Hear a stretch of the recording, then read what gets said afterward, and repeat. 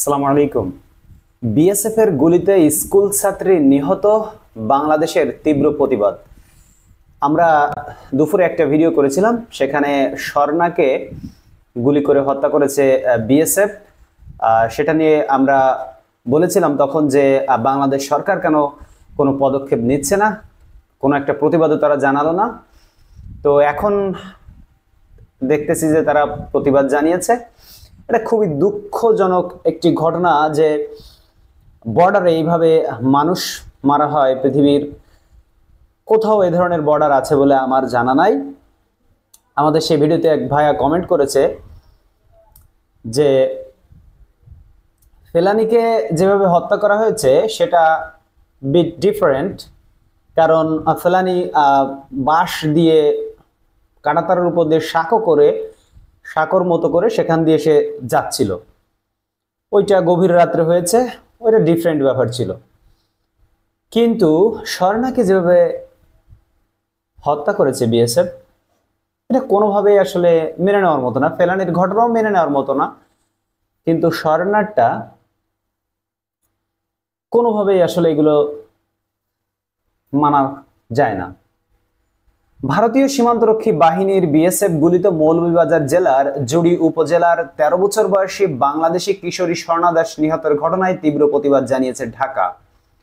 বৃহস্পতিবার ৫ সেপ্টেম্বর পররাষ্ট্র মন্ত্রণালয় থেকে পাঠানো এক সংবাদ বিজ্ঞপ্তিতে এ তথ্য জানানো হয়। পররাষ্ট্র দপ্তরের এক বিজ্ঞপ্তিতে বলা হয়েছে, বাংলাদেশ সরকার স্মরণ করিয়ে দেয় যে সীমান্ত হত্যার এ ধরনের ঘটনা অনভিপ্রেত ও অনাকাঙ্ক্ষিত। এ ধরনের কর্মকাণ্ড সীমান্ত কর্তৃপক্ষের জন্য যৌথ ভারত বাংলাদেশ নির্দেশিকা ১৯৭৫-এর বিধানের লঙ্ঘন। বিজ্ঞপ্তিতে বলা হয়েছে, এই ধরনের জঘন্য ঘটনার পুনরাবৃত্তি বন্ধ করে সীমান্ত হত্যাকাণ্ডের তদন্ত করা, দায়ীদের চিহ্নিত করে বিচারের আওতায় আনার জন্য ভারত সরকারের প্রতি আহ্বান জানিয়েছে বাংলাদেশ সরকার। বাংলাদেশ সরকারকে এই বিষয়ে আসলে একটা কড়া পদক্ষেপ নিতে হবে বর্ডারের ক্ষেত্রে, যেহেতু পৃথিবীর সব দেশের মানুষ যাদের সীমান্তবর্তী এলাকায় বসবাস, তারা এপার ওপার করে থাকে, এটা স্বাভাবিক ব্যাপার। আমেরিকা, মেক্সিকো এরকম হয়ে থাকে। আপনার ইংল্যান্ডে যদি যান, আপনার সেখানে তো ওপেন বর্ডার, সম্পূর্ণটাই খোলা, কোনো কিছুই নাই, কোনো দেওয়াল নাই, কিছুই নাই। তো গত ১ সেপ্টেম্বর রাতে কুলাউড়া উপজেলার শরীফপুর ইউনিয়নের লালার চক সীমান্ত এলাকায় স্বর্ণা দাস ভারতীয় সীমান্তরক্ষী বাহিনীর গুলিতে প্রাণ হারায়। সে পশ্চিম জুড়ি ইউনিয়নের কালীনিগড় গ্রামের বাসিন্দা পরেন্দ্র দাসের মেয়ে। স্বর্ণা একই উপজেলার নিরোদ বিহারী উচ্চ বিদ্যালয়ের ৮ম শ্রেণীর শিক্ষার্থী ছিল। স্বর্ণার মৃত্যুর খবরে পুরো এলাকায় শোকের ছায়া নেমে আসে। খুবই স্বাভাবিক ব্যাপার। মেয়েটিকে এখানে দেখতে পাচ্ছেন, কোমলমতি একটা শিশু, একটা বাচ্চা, একটা কিশোরী। আমি চিন্তা করি যে বিএসএফ চোরা কারবারি করে আমাদের দেশের সাথে, স্বর্ণ থেকে শুরু করে মাদক পাচার করে, তাদেরকে বিএসএফ কিছুই বলে না। কিন্তু এই যে নিরীহ মানুষ, কেউ একজন দেখা গেল তার গরুটা চলে গেল পারে, তার একটা ছাগল চলে গেল, পশু চলে গেল, তখন বিএসএফ তাকে গুলি করে তার বীরত্ব প্রকাশ করে। একমাত্র বাংলাদেশের বর্ডারে, ভারতের তো আরো কয়েকটা বর্ডার আছে, নেপালের সাথে আছে, চীনের সাথে আছে, পাকিস্তানের সাথে আছে। শুধুমাত্র বাংলাদেশের বর্ডারের ক্ষেত্রেই ভারত এই অমানবিক আচরণ করে থাকে। এটা আসলে খুবই জঘন্য, তীব্র জানানোর কোনো ভাষা নেই।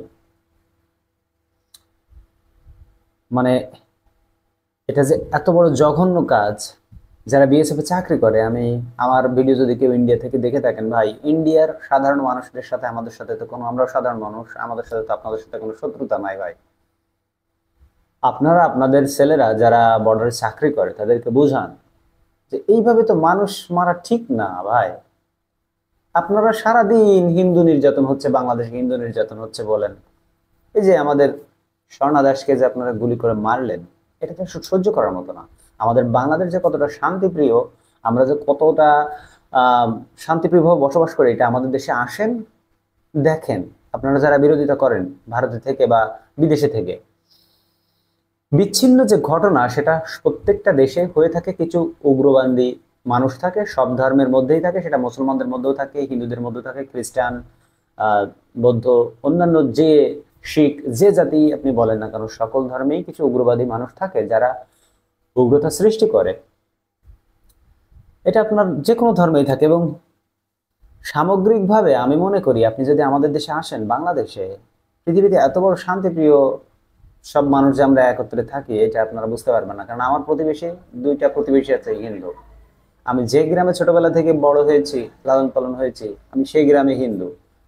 আমার পাশে আমার বাবার যে গ্রাম, আমি যখন মাইগ্রেট হয়ে আমরা অন্য জায়গায় এসেছি, আমার পৈতৃক যে নিবাস, সেই জায়গায় পাশে তারাও ছিল হিন্দু। আমরা তো ভাই কারোর সাথে কোনোদিন আমাদের সাথে তাদের সাথে বাঁধি নাই। তাদের পূজা হয়েছে, তাদের অনুষ্ঠান হয়, তারা আমাদেরকে নিমন্ত্রণ জানায়, আমরা যাই বা না যাই সেটা আমাদের ধর্মীয় পার্সপেক্টিভ থেকে, কিন্তু তারা তোমাদেরকে নিমন্ত্রণ জানায়, আমরা তাদেরকে নিমন্ত্রণ জানাই, আমরা তাদেরকে গিফট দিই ঈদের সময়, আমরা তাদেরকে খাবার গিফট করি, খাবার তো তারাও গিফট করে, আমরাও খাই, আমরাও তাদেরকে দিই, তারা খায়। এটা হচ্ছে কি সৌজন্যবোধ। এইটা যদি মানুষের ভিতরে না থাকে, আমি ইন্ডিয়ান মানুষদেরকে দেখি প্রচন্ড হিংস্র হয়ে থাকে। কেন আমি জানি না ভাই। আপনি পাকিস্তানের বর্ডারে তো মানুষ মারেন না, চীনের বর্ডারে তো মানুষ মারেন না, নেপালে তো মারেনই না, বাংলাদেশে কেন মারেন ভাই? মানুষ তো ভাই। ফেলানি মুসলমান ছিল, স্বর্ণা হিন্দু, মানুষ না এরা? মানুষ তো ভাই। এগুলো করেন না ভাই, এগুলো সহ্য করা যায় না। মানুষ, বাচ্চা মানুষ যখন কেউ হত্যা করে, তখন সেগুলো কিন্তু মানা যায় না ভাই। কখন যে ভয়াবহ কি আকার হয়ে যাবে বুঝতে পারি না ভাই। মানুষ হিসেবে আমাদের মনুষ্যত্ব থাকা উচিত। আমাদের রাজনৈতিক কারণে বিভিন্ন সরকার অনেক রকমের কথা বলে থাকে, কিন্তু আমাদের যে প্রতিবেশী আপনারা, আপনাদের সাথে তো আমাদের সাথে কোনো শত্রুতা নেই ভাই। আল্লাহ হাফিজ।